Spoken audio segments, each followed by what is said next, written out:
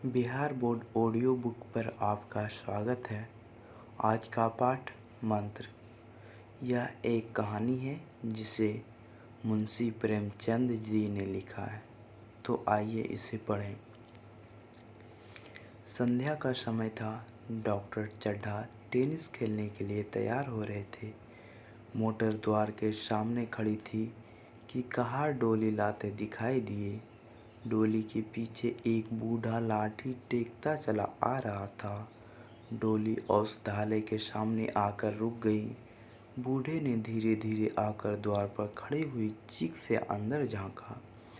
ऐसी साफ सुथरी जमीन पर पैर रखते हुए भय हो रहा था कि कोई घुड़क न बैठे।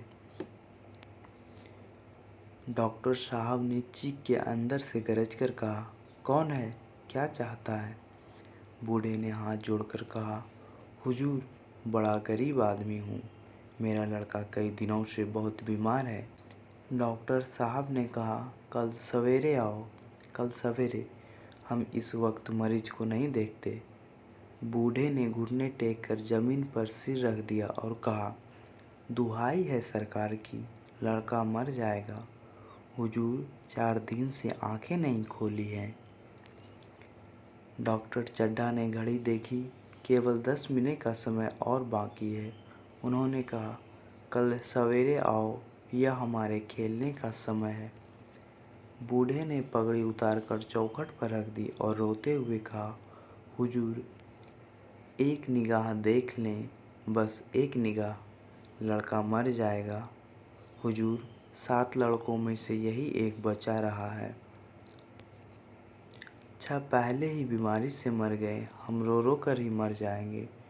डॉक्टर ने उसकी बातें की ओर ध्यान नहीं दिया।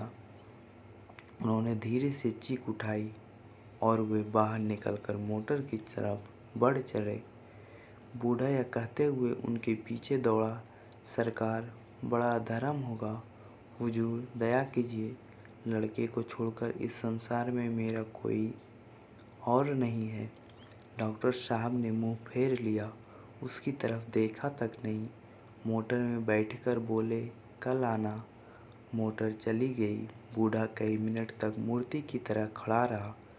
डोली जिधर से आई थी उधर ही चली गई।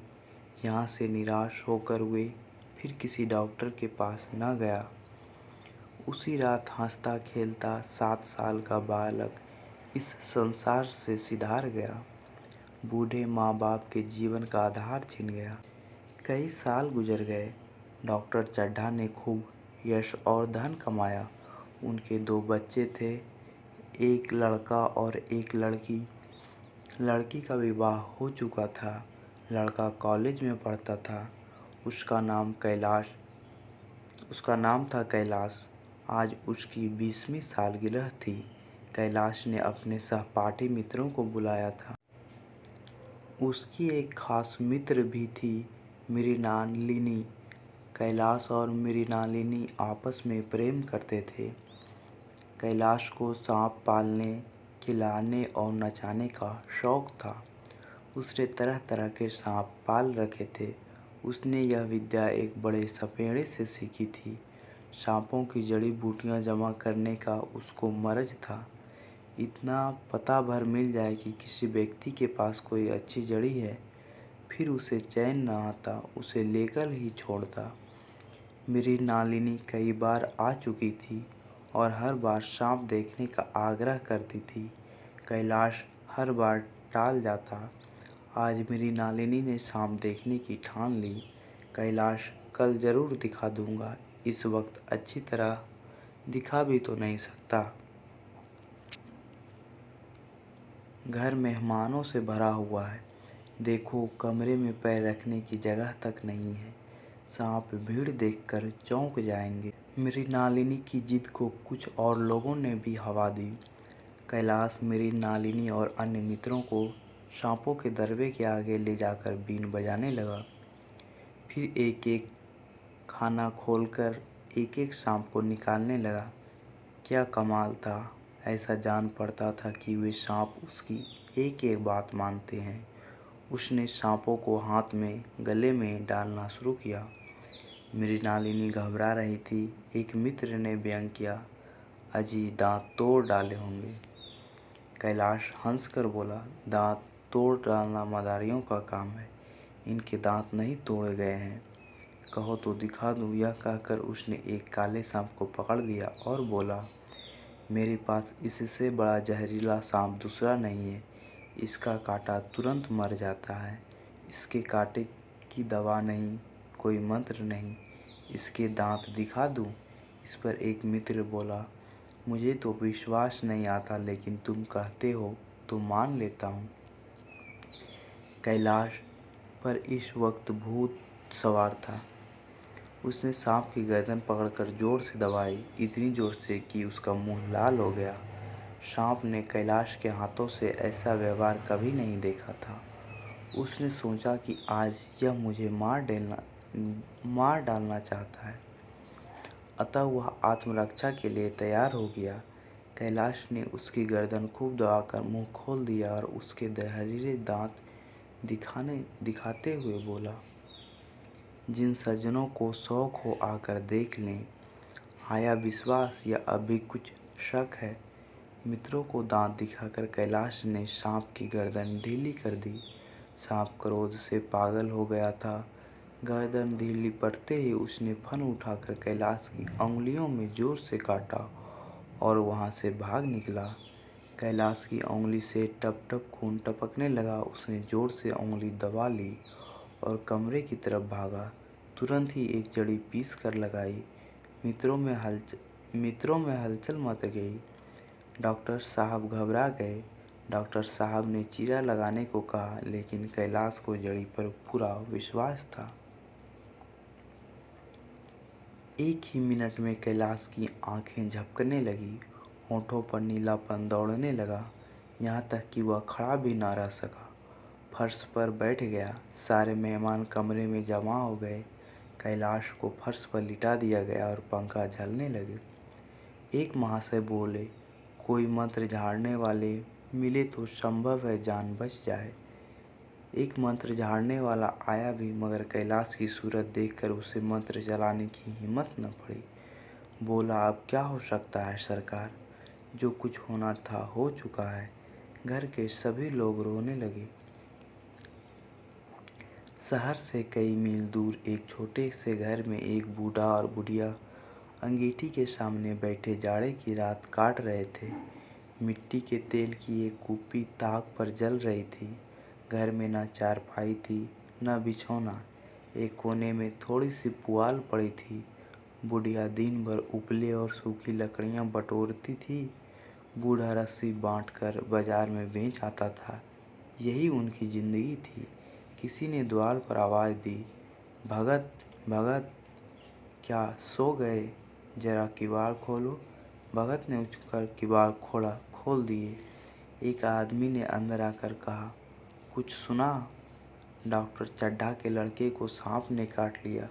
तुम चाहो तो चले जाओ, आदमी बन जाओगे, खूब पैसा मिलेगा। बूढ़े ने कठोर भाव से सिर हिलाकर कहा, मैं नहीं जाता, मेरी बला से मरे। मैं उस डॉक्टर को खूब जानता हूँ। मेरा लड़का अंतिम सांसें गिन रहा था। मैं भैया को लेकर उन्हीं के पास गया था। डॉक्टर साहब खेलने जा रहे थे। मैं पैरों पर गिर पड़ा कि एक नज़र देख लीजिए, मगर उसने सीधे मुंह से बात तक नहीं की। अब जान पड़ेगा कि बेटे का गम कैसा होता है। उस वक़्त मेरी आंखों में आंसू निकल पड़े थे, पर उन्हें तनिक भी दया न आई थी। तो नहीं जाओगे? हमने जो सुना था उसे कह दिया। अच्छा किया, कलेजा ठंडा हो गया। तुम जाओ, आज चैन की नींद सोऊंगा। एक चिलम और पीऊँगा।